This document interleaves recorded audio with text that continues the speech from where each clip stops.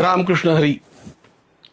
विद्यापीठाच्या चर्चासत्राचा विषय ज्ञानोबा ते तुकोबा असा असला तरी तो मराठी भाषा गौरव दिनही होता, म्हणून दासबोधाचा उल्लेख माझ्याकडून झाला. दासबोध हा स्वतंत्र ग्रंथ असं म्हणताना तो इतर ग्रंथांच्या पेक्षा श्रेष्ठ आहे असं मी म्हटलं नाही, किंवा अन्य ग्रंथच नाहीत असंही म्हटलं नाही.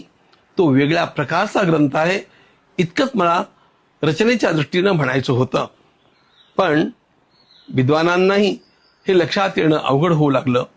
म्हणून सामान्यातल्या सामान्य भाविकाचा कुठल्याही प्रकारे गैरसमज होऊ नये या दृष्टीनं मी अत्यंत विनयानं माझे शब्द मागे घेतो आणि आपल्या श्री ज्ञानोबांच्यापासनं माऊलींच्यापासनं आरंभ होणाऱ्या संत परंपरेला साष्टांग प्रणाम करीत मी माझ्या प्रमादाची क्षमा याचना करतो. हिंदू धर्माच्या, हिंदू समाजाच्या ऐक्यासाठी प्राणार्पणही करण्याला तयार असलेला मी आमच्या सामान्यातल्या सामान्य भाविकालाही जर याच्यामुळे काही गैरसमज झाला असेल आणि त्याच्या मनाला दुःख झालं असेल तर त्याचीही मी अत्यंत विनम्रतेनं क्षमा याचना करतो.